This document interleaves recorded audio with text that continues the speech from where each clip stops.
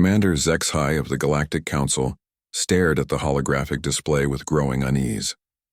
The blue planet rotating slowly before him represented everything the galaxy had come to fear about humanity. Earth sat like a dangerous jewel in the outer spiral arm, its inhabitants having earned a reputation that made even the most battle-hardened warriors nervous. The reports were all the same. Humans were unpredictable, violent, and worst of all, completely insane by galactic standards. They rushed into battles that other species would carefully plan for cycles. They formed emotional bonds with their weapons, naming them as if they were living beings. Most disturbing of all, they seemed to enjoy conflict in ways that defied all rational understanding. "Sir, the human delegation has arrived at Station Kepler," announced his aide. A trembling Vorthan whose tentacles betrayed his anxiety. "They're requesting permission to dock." HFY's 4 eyes blinked in sequence, a sign of deep thought among his people. 3 months ago, a human exploration vessel had single-handedly destroyed a Kresh battle group that had been terrorizing the outer colonies for years. The footage showed just 12 humans aboard a ship barely larger than a courier vessel. Yet they had somehow outmaneuvered and outfought 47 enemy ships amid a galaxy had watched in stunned silence as these creatures threw themselves at impossible odds with what could only be described as gleeful abandon. When their ship's weapons failed, they had used the vessel itself as a weapon, ramming it into the Kresh flagship while somehow managing to escape in tiny pods. The surviving Kresh forces had fled in panic, spreading tales of humans who fought like demons possessed. But that wasn't the most unsettling part.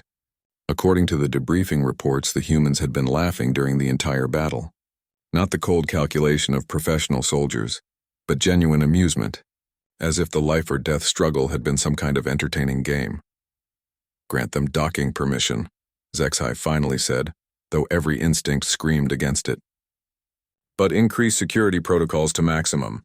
Deploy the phalanx guards and activate all defensive systems." The aide's tentacles quivered more violently. "Sir, perhaps we should reconsider." The other council members have expressed serious concerns about allowing humans aboard the station. The Melody delegation has already requested emergency evacuation procedures be prepared. HFY understood their fear. Every species in the galaxy had their own strengths. The Korthax were masters of technology. The Yilani possessed unmatched telepathic abilities, and the mighty Gorvak could tear apart starship hulls with their bare hands. But humans were different.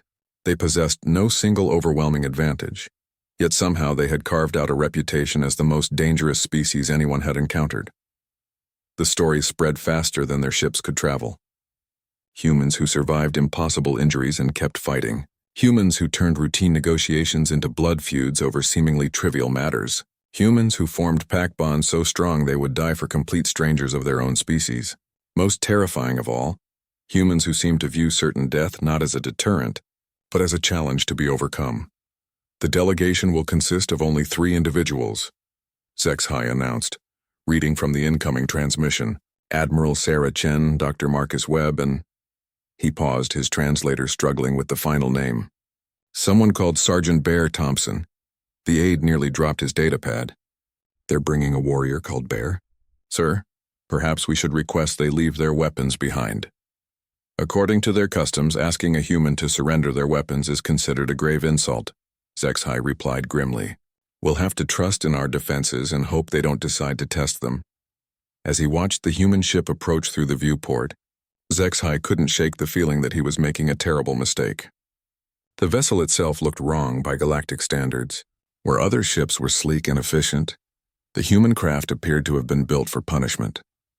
Thick armor plating covered every surface, and weapon ports dotted the hull like the eyes of some predatory beast. The ship docked with surprising gentleness, its pilot displaying skill that even the arrogant Korthax would respect. For a moment, HFY allowed himself to hope that perhaps the stories had been exaggerated. Maybe these humans would prove to be reasonable beings who could be negotiated with like any other species. That hope died the moment the airlock opened. The first human to emerge was a female, her bearing suggesting high rank despite her relatively small stature. Admiral Chen moved with the fluid grace of a born predator, her eyes taking in every detail of the docking bay with the intensity of someone constantly evaluating threats and opportunities. She wore what appeared to be a formal military uniform, Yet Zexai could see the telltale bulges of concealed weapons. The second human was older, wearing the simple clothes of a civilian. Dr. Webb seemed harmless enough at first glance, but there was something unsettling about the way he smiled. It was the expression of someone who found the universe endlessly fascinating, regardless of how dangerous it might be. But it was the third human that made Zexai's blood run cold. Sergeant Thompson was enormous even by human standards, standing nearly 7 feet tall with shoulders that seemed wide enough to block a corridor, his uniform strained to contain muscles that spoke of a lifetime dedicated to physical perfection. Scars crisscrossed his visible skin like a roadmap of violence survived, and his eyes held the flat, emotionless gaze of someone who had seen too much death to be impressed by mere threats. "Welcome to Station Kepler," Zexai managed, his voice steady despite his growing dread. "I am Commander Zexai of the Galactic Council. We appreciate your willingness to attend these negotiations." Admiral Chen stepped forward with a smile that didn't reach her eyes. "Thank you for having us, Commander. We're looking forward to a productive discussion about humanity's place in galactic society." Dr. Webb nodded enthusiastically. "Yes, this is quite exciting. I've been studying galactic cultures for years, and I must say your station is absolutely fascinating. The engineering principles alone represent dozens of different technological approaches." Sergeant Thompson said nothing, but his presence seemed to fill the entire docking bay. Several of the phalanx guards shifted nervously, their hands moving unconsciously toward their weapons. As the human delegation was escorted toward the conference chambers, Zexai couldn't escape the feeling that he had just invited a pack of wolves into a gathering of sheep. The galaxy feared humanity for good reason, and he was about to discover exactly why that fear was so well-founded. The council chamber fell silent as the human delegation entered. Representatives from 17 different species sat around the curved table, each maintaining careful distance from their neighbors. The Melody had positioned themselves as far as possible from the entrance, their crystalline forms shimmering with barely contained anxiety. The Gorvac delegation hulked in reinforced chairs, their massive frames tense with anticipation of violence. Admiral Chen took her designated seat with casual confidence, seemingly unbothered by the dozens of hostile stares focused on her. Dr. Webb immediately began examining the architecture with obvious delight, pulling out some kind of scanning device and muttering excited observations to himself. Sergeant Thompson positioned himself behind the Admiral's chair, his stance casual but alert, like a guard dog waiting for a command. "Let us begin," announced Counselor Prime Veltar, the ancient Etherian whose species had founded the galactic community millennia ago. His voice carried the weight of authority earned through countless diplomatic victories. "We have gathered to discuss the concerning activities of your species, Admiral Chen." The temperature in the room seemed to drop several degrees. Around the table, various species displayed their own versions of nervous behavior. The insectoid Kriktar clicked their mandibles in agitation, while the plant-like Verdani rustled their leaves like wind through a forest. Admiral Chen leaned back in her chair, a gesture that somehow managed to appear both relaxed and threatening. "Concerning activities? I'm afraid you'll need to be more specific, Counselor. Humanity has been quite busy lately." 3 weeks ago, interrupted the Korthax representative, his mechanical voice harsh with barely controlled anger. "Your people destroyed a creche mining operation that had been operating peacefully for over 2 centuries. Dr. Webb looked up from his scanner with apparent confusion. "Peacefully? Is that what they told you?" "Because our records show they were using slave labor from 17 different species, including children. The working conditions alone violated about 40 different galactic treaties." The Korthax delegates' optical sensors flashed red. Those were merely efficiency optimization techniques. The creche were operating within the bounds of their cultural norms. "Cultural norms that included working sentient beings to death for profit?" Admiral Chen replied, her voice remaining perfectly calm. "We tend to take a dim view of slavery, regardless of how it's packaged." Counselor Veltar raised one of his elongated hands. "The methods used by your species were excessive. According to the reports, you used the mining equipment itself to destroy the facility." Sergeant Thompson spoke for the first time, his voice a low rumble that seemed to vibrate through the chamber's deck plating. "Seemed like the most efficient approach. Turn their own tools against them. Poetic justice, if you ask me." The casual way he discussed destruction sent ripples of unease through the assembled delegates. The Yolani representative, whose telepathic abilities allowed her to sense emotional states, suddenly went rigid with apparent shock. "Your thoughts," she whispered, staring at the humans in horror. "I can barely touch the surface, but what I sense—" "You actually enjoyed it, didn't you? The violence, the chaos. You found pleasure in causing destruction." Dr. Webb tilted his head with scientific curiosity. "Well, yes, to some degree. It's a basic human trait, really. We evolved as persistence hunters and tribal warriors. Conflict resolution through controlled violence is hardwired into our psychology. Though I should point out that we only enjoy it when we consider the cause to be just." The chamber erupted in alarm chittering, clicking, and various other sounds of distress. Several delegates began speaking at once, their translators struggling to keep up with the overlapping conversations. "Silence," Veltar commanded, his voice carrying harmonics that cut through the chaos. "Admiral Chen, surely you understand why the galaxy finds your species disturbing. You speak of justice, yet your methods are those of barbarians." Admiral Chen's expression didn't change, but something in her posture shifted. Sergeant Thompson straightened slightly, and Dr. Webb set down his scanner with deliberate care. The subtle changes in the human's body language sent a wave of primitive fear through the chamber. "Barbarians," Chen repeated softly. "That's interesting terminology, Counselor. Tell me, what would you call the creche practice of skinning prisoners alive for entertainment? Or the Mordak tradition of consuming the neural tissue of defeated enemies? Or perhaps the Yilani experiments that involve mentally dominating entire populations for sociological research?" Each accusation hit the chamber like a physical blow. The named species recoiled as if struck, while their allies shifted uncomfortably. Dr. Webb nodded approvingly, as if his admiral had just made an excellent academic point. "Every species here has engaged in activities that others would consider barbaric," Chen continued, her voice never rising above conversational tones. "The difference is that we don't hide behind cultural relativism when we do it. We admit that sometimes violence is necessary, and we don't apologize for being good at it." The Gorvak representative, who had remained silent until now, leaned forward with obvious interest. His species respected strength above all else, and something in the human admiral's words seemed to resonate with him. "You speak truth," he rumbled in his species' characteristic bass tones. "My people have fought many battles, faced many enemies. But humans fight differently. Tell me, Admiral, is it true that your warriors will charge into battle while singing?" A smile played at the corners of Chen's mouth. "Sometimes. We call them war songs. They help maintain morale and unit cohesion during combat operations." "Singing while killing," the Gorvak mused. "This explains much. My warriors speak of humans with both fear and respect. They say fighting your kind is like battling demons who have learned to use weapons." Dr. Webb chuckled, apparently finding the comparison amusing. "We prefer to think of it as applied psychology.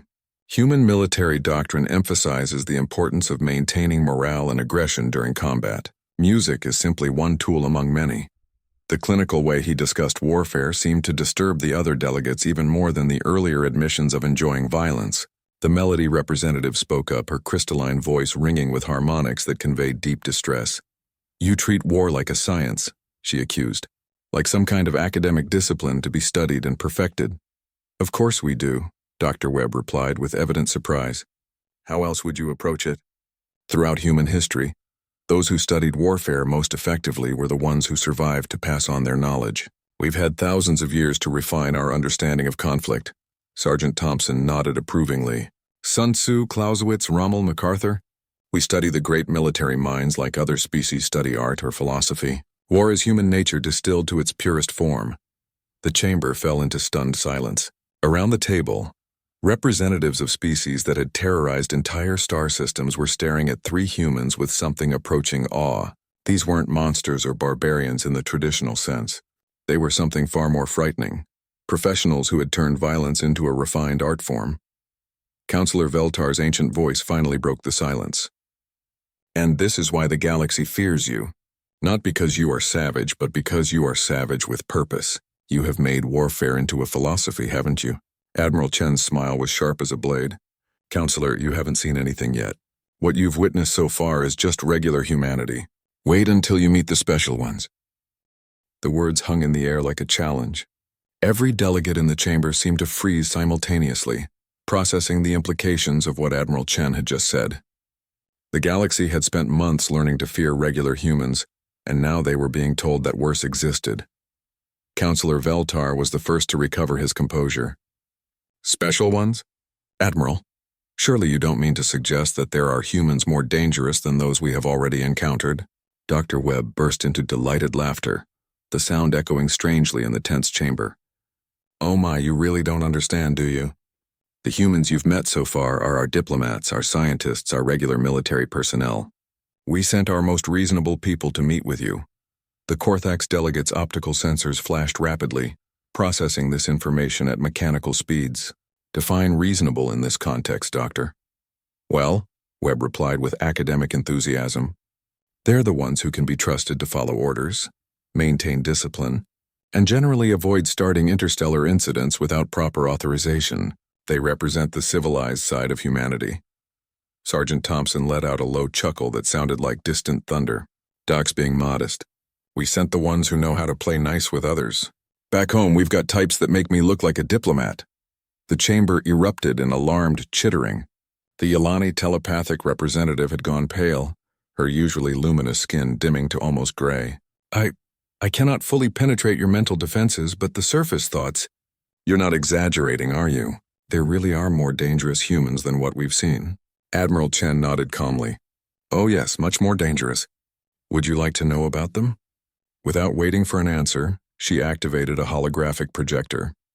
The first image showed a human female who looked unremarkable at first glance. She was small, slight, with the kind of face that would disappear in a crowd. Only her eyes betrayed something unusual. They held the flat, predatory gaze of a natural killer. This is Captain Lisa Ghost Morrison, Chen announced.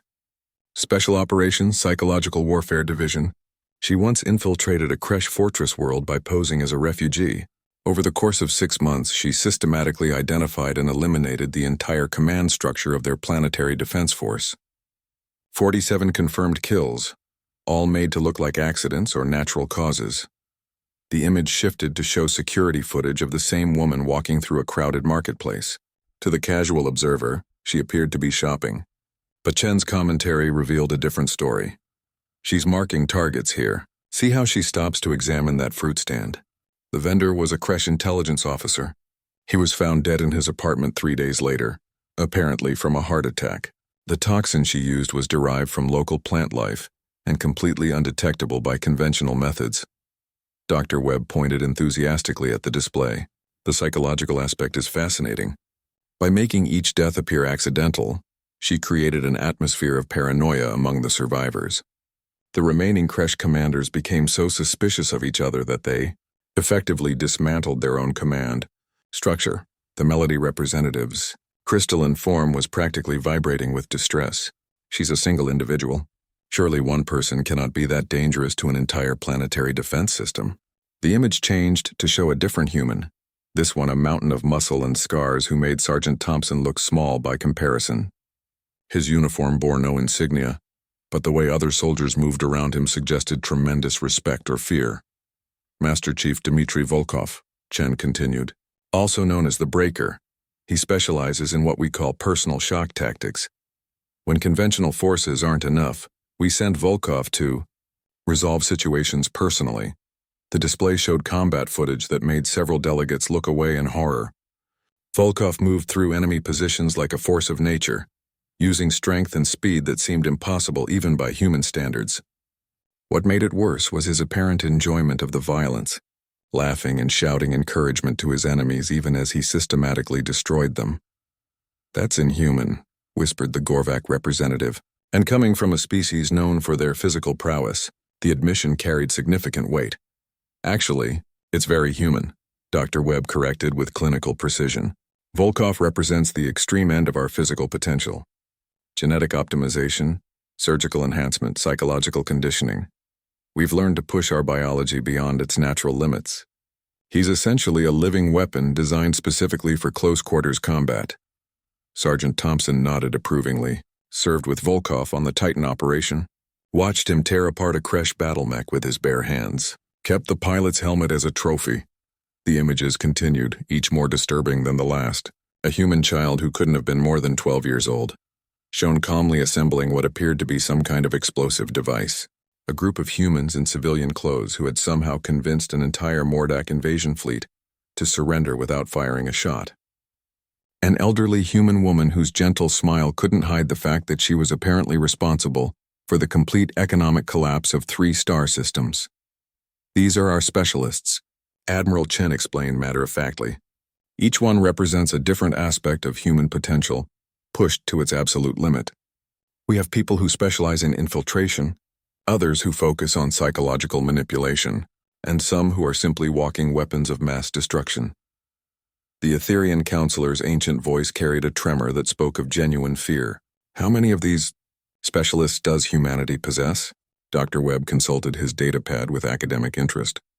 "Current active roster includes approximately 12,000 individuals classified as special operations personnel. Of course, that doesn't count the reserves, the retired specialists who could be recalled if necessary, or the ones working in classified programs that I'm not authorized to discuss." The number hit the chamber like a physical blow. 12,000 humans capable of destroying civilizations with more in reserve. The implications were staggering. "But surely," the Korthax delegate protested, his mechanical voice showing signs of stress. "These individuals must be difficult to control. Such power must come with instability?" Admiral Chen's smile was genuinely amused this time. "Oh, they're perfectly stable. That's what makes them so effective.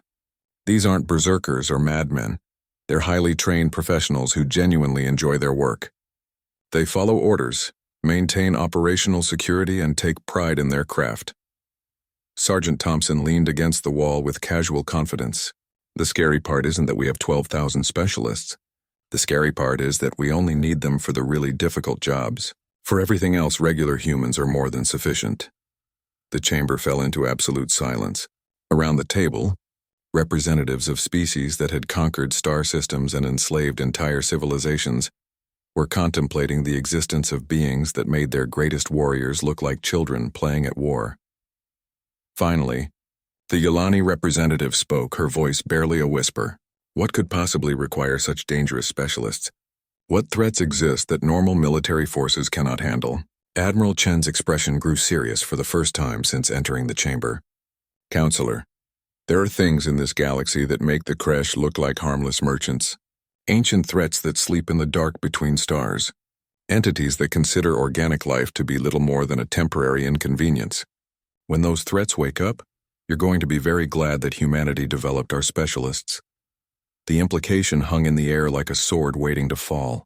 The galaxy feared humanity, but humanity itself feared something else entirely. And whatever that something was, it was apparently dangerous enough to justify creating an army of superhuman warriors to fight it.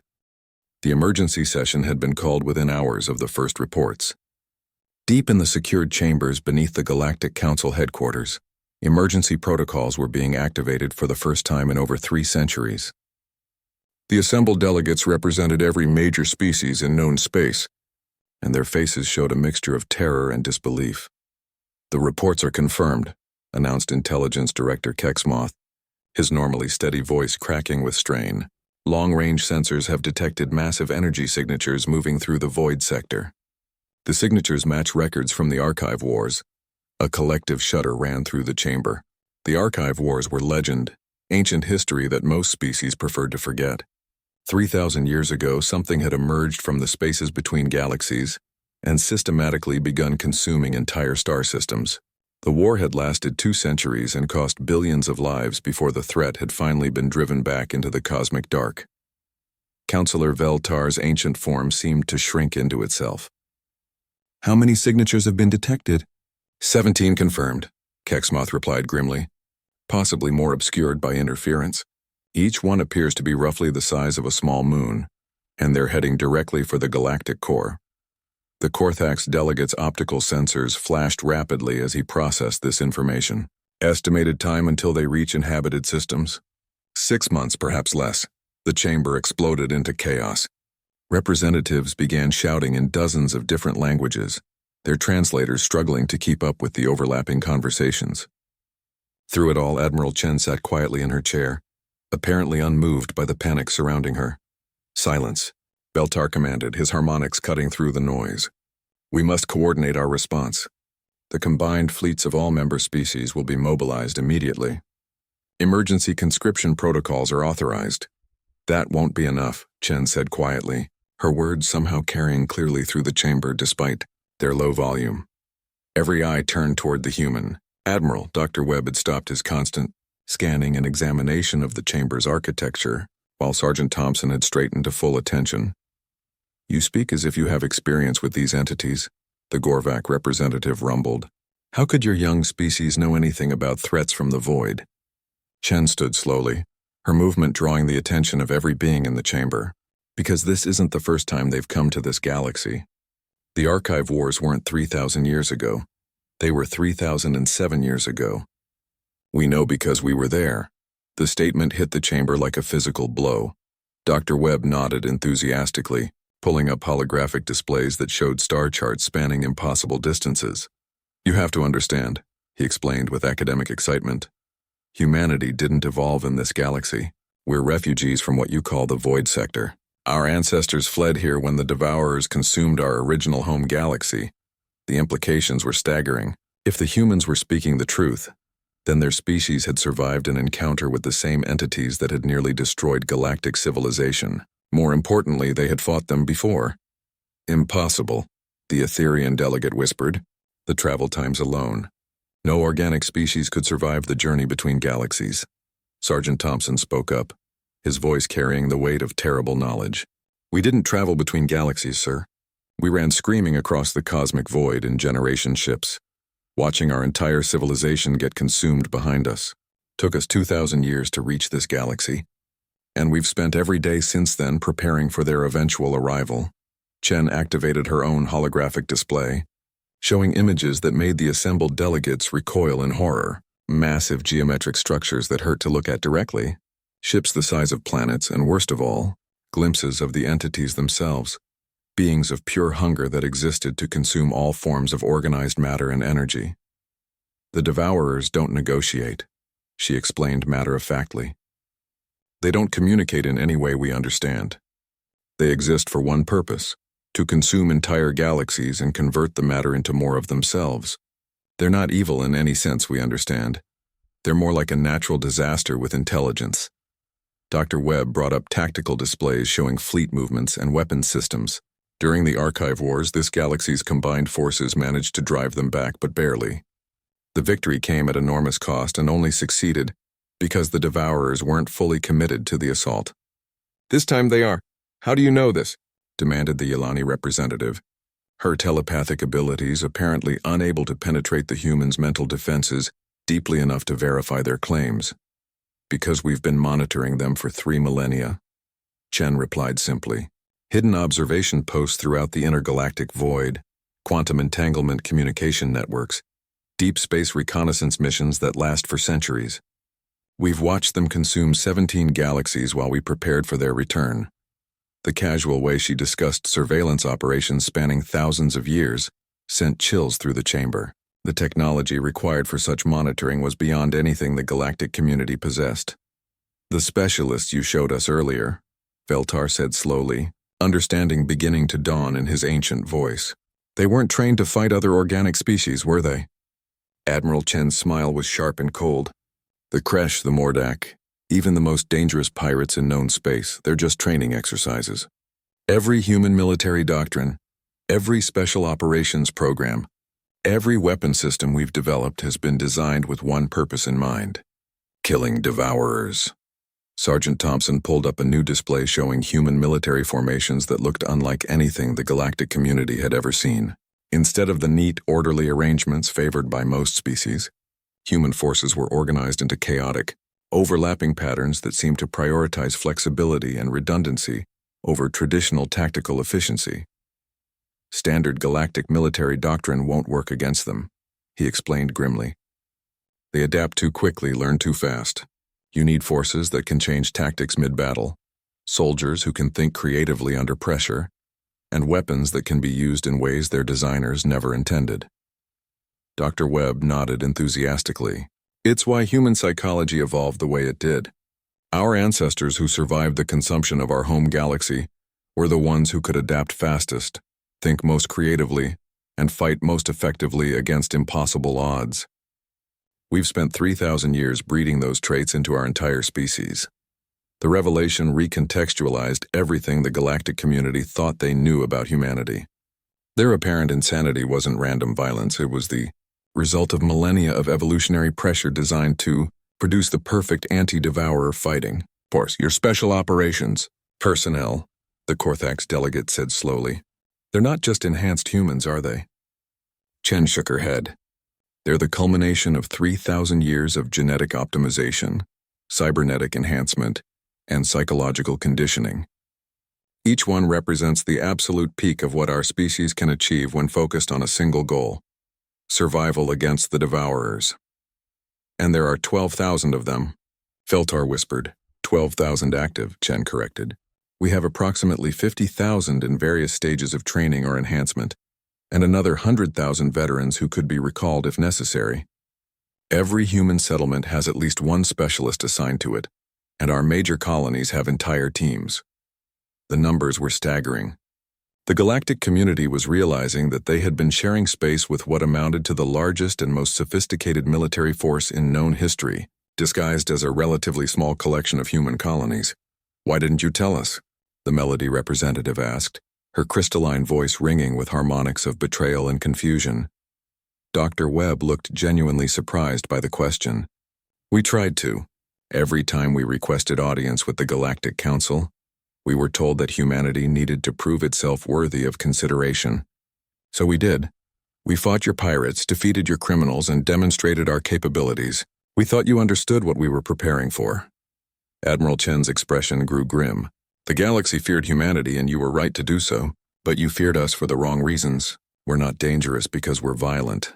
We're dangerous because we're the only thing standing between this galaxy and complete annihilation. The chamber fell silent as the full implications sank in. The devourers were coming, and the only defense the galaxy possessed was a species they had spent months trying to contain and control. The irony was not lost on anyone present. 3 weeks after the revelation, the first joint training exercises began on the militarized world of Kronos Prime. What the galactic community witnessed there changed everything they thought they knew about warfare. General Marcus Kane stood before the assembled alien commanders, his weathered face showing no emotion as he watched their reactions to the tactical display. Behind him, holographic representations of human military formations moved through simulated battles against devourer forces, demonstrating combat techniques that defied every conventional understanding of strategy. The first thing you need to understand, Kane announced to the mixed group of Korthax, Gorvak, and Etherian officers, is that everything you know about warfare is wrong when fighting devourers. Commander Thrakos of the Gorvak military stepped forward, his massive frame bristling with barely contained aggression. Impossible. My people have fought for 10,000 years. We know war, Kane nodded respectfully. I'm sure you do, Commander. Your species' reputation for martial prowess is well deserved. But watch this. The holographic display showed a Gorvak fleet formation engaging what appeared to be a devourer construct. The alien ships moved with textbook precision, maintaining perfect formations and executing coordinated attacks with mathematical efficiency. For several minutes they seemed to be winning. Then everything changed. The devourer construct suddenly split into dozens of smaller entities, each one adapting its tactics in real time to counter the Gorvak strategy. Within minutes, the alien fleet was completely surrounded and systematically destroyed, their rigid formations becoming death traps as the enemy adapted faster than they could respond. Commander Thrakos growled low in his throat, a sound that made several nearby humans instinctively reach for weapons. Show us how humans would handle this engagement. The display reset, showing the same scenario with human forces. But instead of the neat formations favored by galactic militaries, the human ships moved in seemingly chaotic patterns that shifted and evolved constantly. When the Devourer construct split apart, the human forces were already adapting, their ships scattering in unpredictable directions before reforming into entirely different tactical arrangements. Chaos doctrine, Kane explained as the simulation played out. Every human pilot is trained to think independently while maintaining unit cohesion. When conventional tactics fail, we improvise. When improvisation fails, we get creative. When creativity fails, we get desperate. And desperation makes humans very dangerous. Captain Zixhai of the Korthax observed the display with growing amazement. His species prided itself on technological superiority and logical analysis.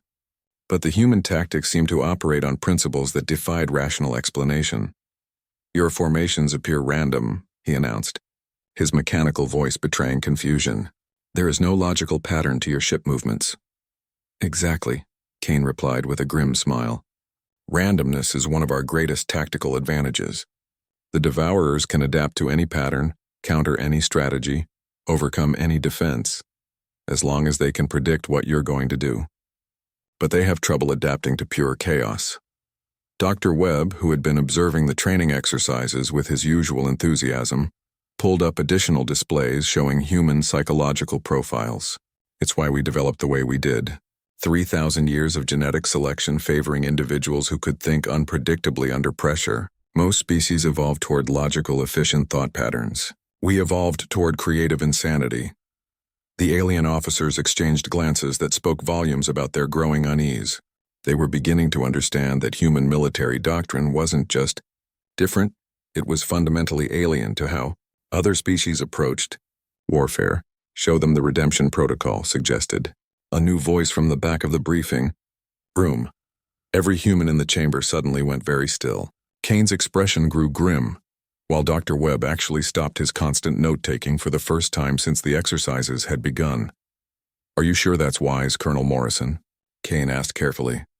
The woman who stepped forward was unremarkable in appearance, medium height, average build, with the kind of face that would be forgotten in a crowd. But her eyes held the flat, predatory gaze that marked her as one of humanity's specialists. "They need to understand what they're asking of us," Colonel Lisa Morrison replied quietly. "If we're going to work together, they need to know what we're prepared to do." Kane hesitated for a long moment before nodding grimly. "Very well. Computer, load redemption protocol simulation."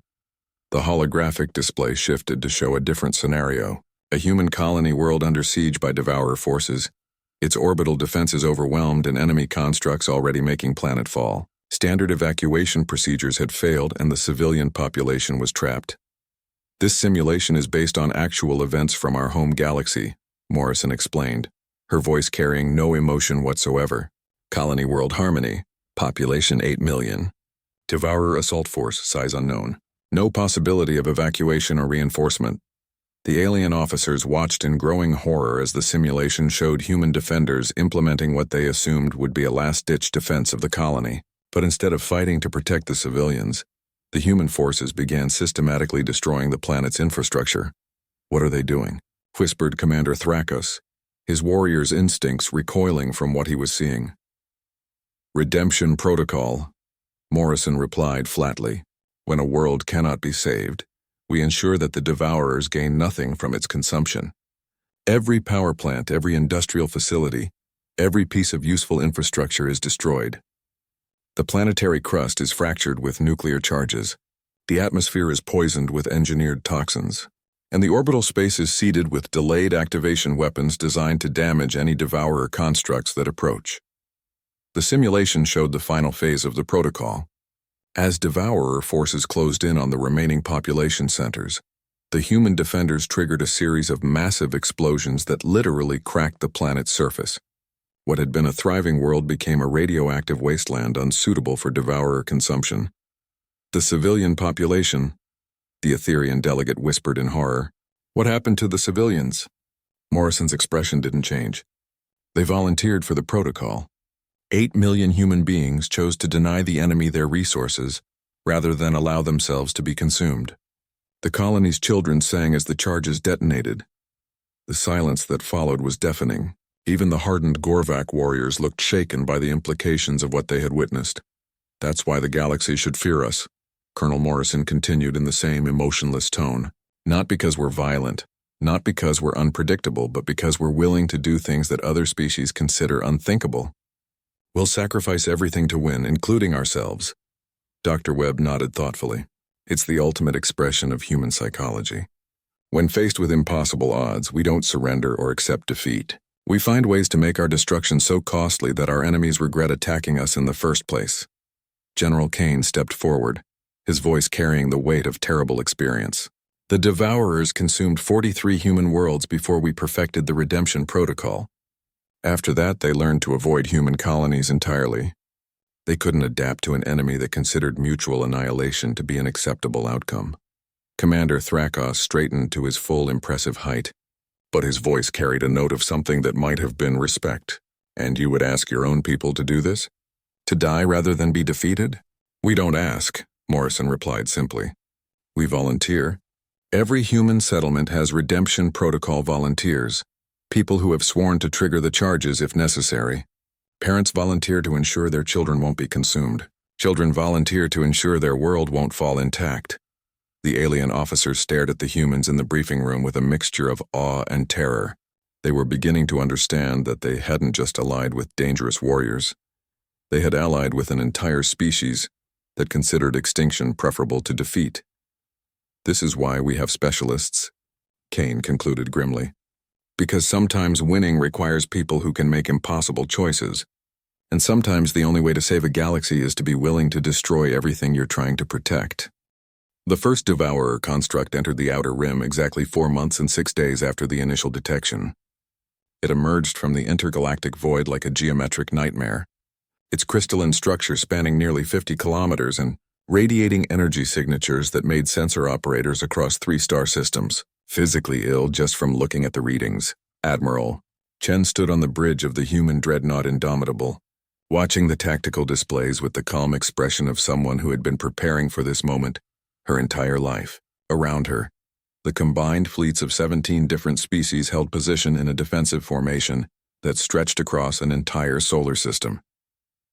Contact confirmed, announced the Korthak sensor operator, his mechanical voice tight with barely controlled fear. Devourer construct is maintaining course toward the Kepler system.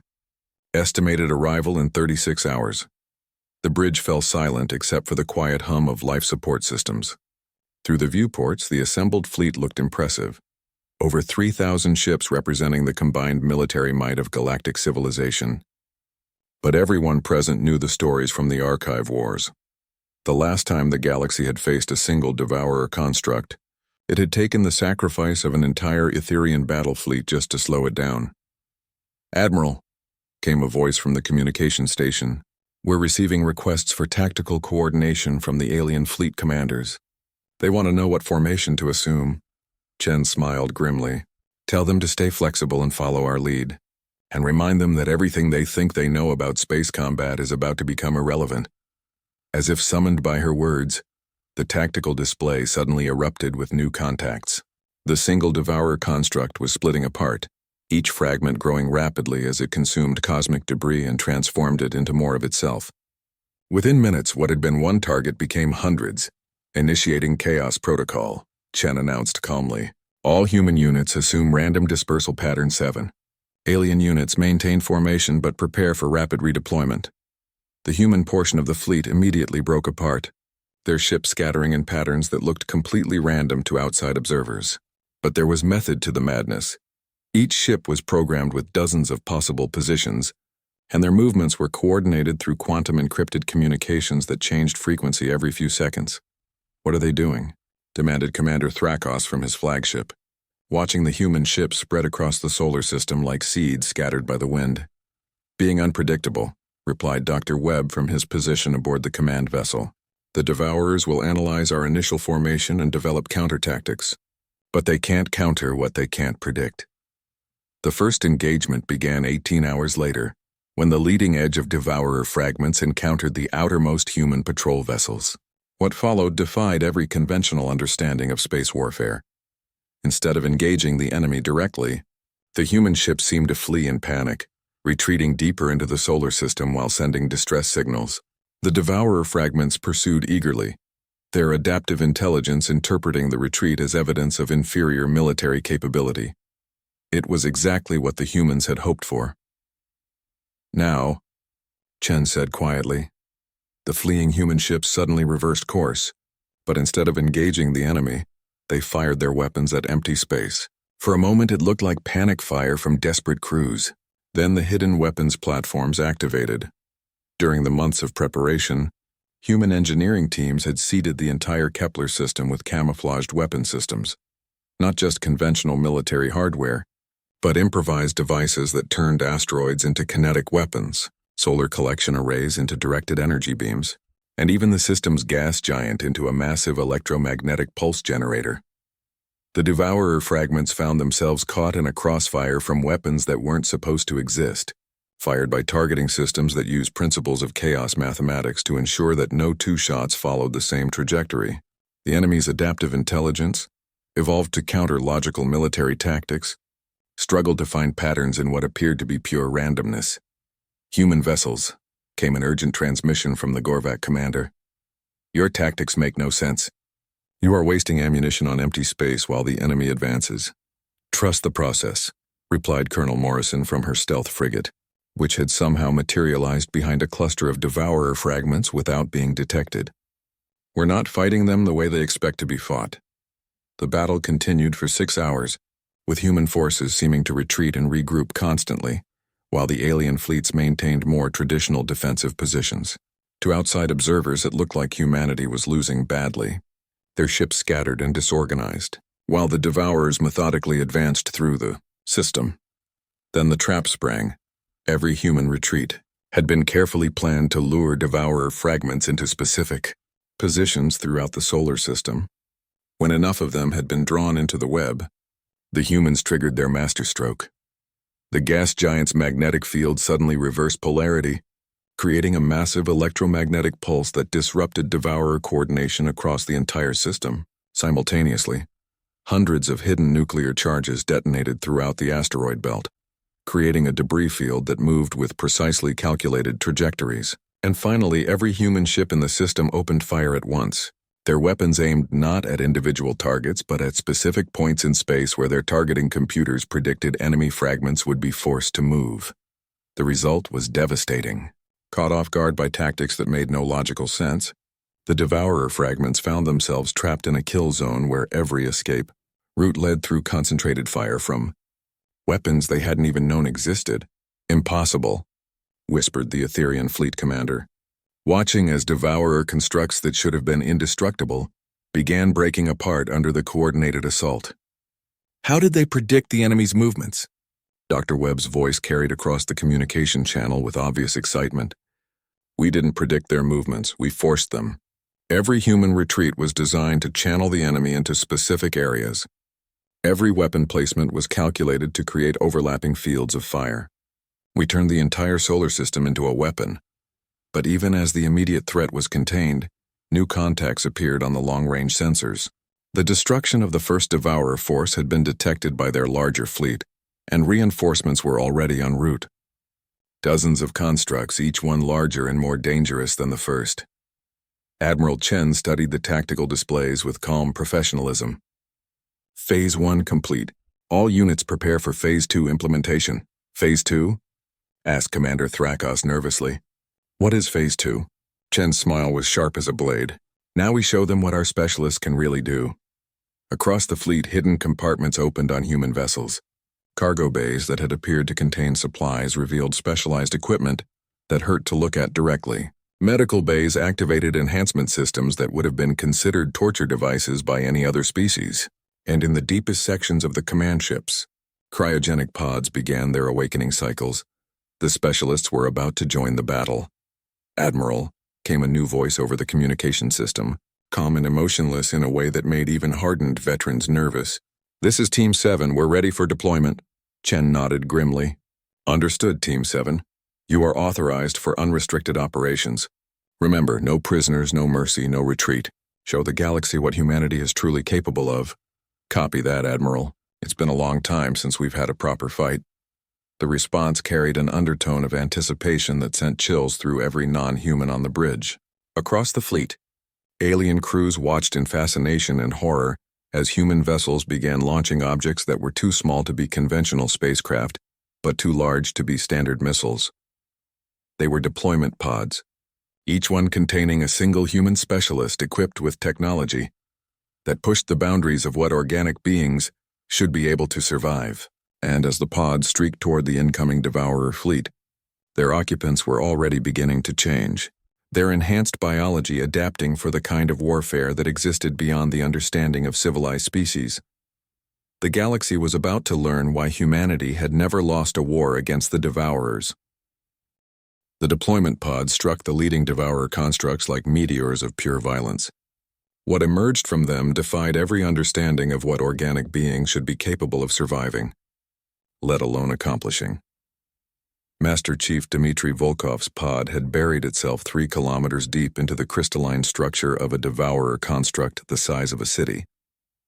When his enhanced form tore through the hull breach, he carried weapons that seemed to bend space around them and moved with speed that made the eye water, trying to track his movements. Volkov.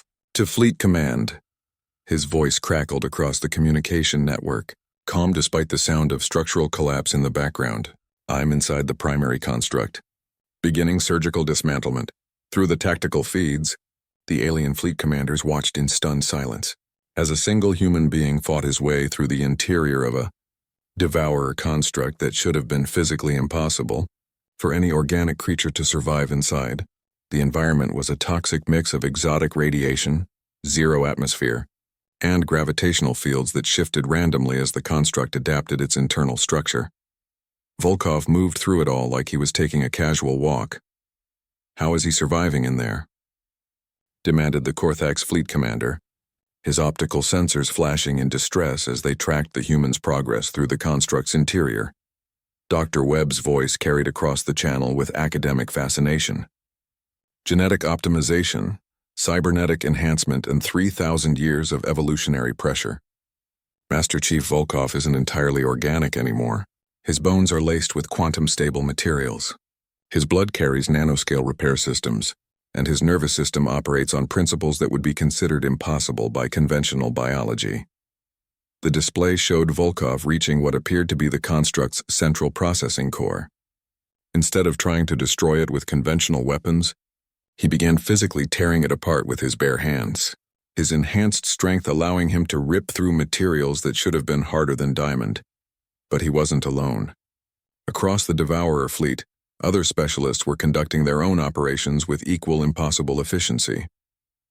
Captain Lisa Morrison had somehow infiltrated a construct without being detected, and was systematically introducing viruses into its adaptive intelligence networks. The massive entity was beginning to turn its own defensive systems against itself, convinced that internal components were actually enemy infiltrators. Ghost to command. Morrison's voice was barely a whisper, but it carried clearly through the encrypted channels.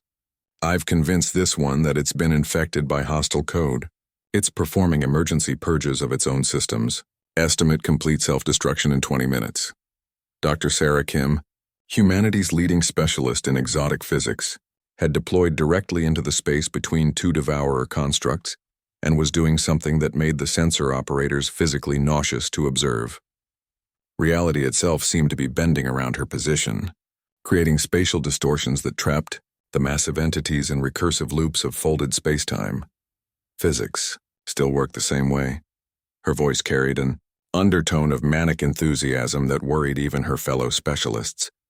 The Devourers just forgot that humans are really good at breaking the rules when we need to, but it was Team 7 that truly demonstrated why the galaxy should fear humanity's specialists. The 12-person unit had deployed as a group into the largest Devourer construct, a massive entity that spanned nearly 100 kilometers and carried enough destructive potential to sterilize entire star systems. Instead of trying to destroy it, they were attempting something far more dangerous.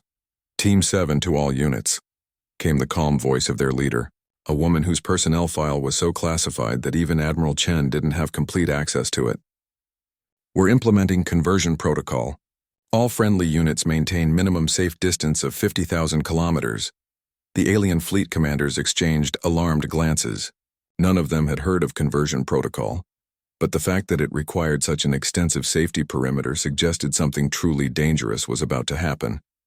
What is conversion protocol? Demanded Commander Thrakos, his warrior's instincts screaming warnings. Dr. Webb's response was barely audible, his voice carrying a mixture of pride and terror. They're going to turn it. The explanation that followed challenged everything the galactic community thought they knew about the nature of reality itself. Team 7 weren't trying to destroy the Devourer construct. They were attempting to reprogram its fundamental nature. turning it from an engine of consumption into something else entirely. The Devourers operate on principles of adaptive consumption, Webb explained as the tactical displays showed incomprehensible energy readings from the target construct. They absorb matter and energy, analyze it, and integrate useful properties into their own structure. But what if you could convince them to absorb something that changes their basic programming? The answer became apparent as Team 7 completed their work. The massive Devourer construct suddenly stopped its advance, its crystalline structure beginning to shift and flow in patterns that hurt to observe directly. When the transformation was complete, what had been an engine of destruction had become something else entirely, a construct that consumed other Devourer entities and converted them into resources for organic life. Successful. Conversion confirmed, reported Team 7's leader with clinical precision. The construct is now operating under human-designed parameters. It will begin harvesting other Devourer entities and converting them into useful materials. The implications were staggering. Not only had humanity managed to stop the Devourer assault, they had actually turned the enemy's greatest strength against them. The converted construct immediately began pursuing its former allies, its vast intelligence now dedicated to finding new and efficient ways to destroy other Devourers. Across the fleet, alien crew members stared at their displays in stunned silence. The battle that should have cost thousands of ships and millions of lives had been won by less than 50 human specialists, using tactics that defied rational explanation. Status report, Admiral Chen requested calmly, as if the impossible victory was exactly what she had expected. All specialist teams have completed their primary objectives, came the coordinated response. Devourer assault force has been eliminated or converted. No human casualties reported. The statement hung in the void like a challenge to reality itself. An entire Devourer assault force, entities that had consumed galaxies and terrorized civilizations for eons, had been defeated by fewer than 50 humans with 0 casualties. Admiral Chen, Counselor Veltar's ancient voice carried across the communication channel, waited with something that might have been awe or terror. Your specialists. What exactly are they? Chen's smile was visible even across the tactical displays. They're what happens when an entire species spends 3,000 years preparing for war against impossible odds. They're what humanity becomes when we stop pretending to be civilized. Sergeant Thompson's voice joined the channel from his position aboard the command vessel. The galaxy was right to fear us, Counselor. Just not for the reasons you thought. You feared our violence, our unpredictability, our refusal to follow your rules. If those aren't our most dangerous traits, then what is? Whispered the Yelani representative, her telepathic abilities still unable to fully penetrate human mental defenses, but able to sense the edges of something vast and terrible. Dr. Webb answered with academic precision. Our most dangerous trait is that we never stop evolving. Every challenge makes us stronger.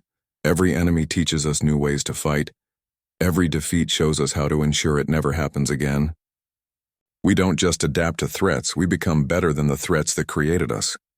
The communication channel fell silent as the implications sank in. The galaxy had spent months fearing humanity's potential for violence, never realizing that violence was just the surface expression of something far more fundamental. Humans didn't just fight to win. They fought to transcend the limitations that defeat would impose. The Devourers won't return to this galaxy, Admiral Chen announced with quiet certainty. Our converted construct will hunt down any remaining entities and either destroy or convert them. But more importantly, we've demonstrated that they can be defeated. Other galaxies will learn our methods, develop their own specialists, and begin pushing back.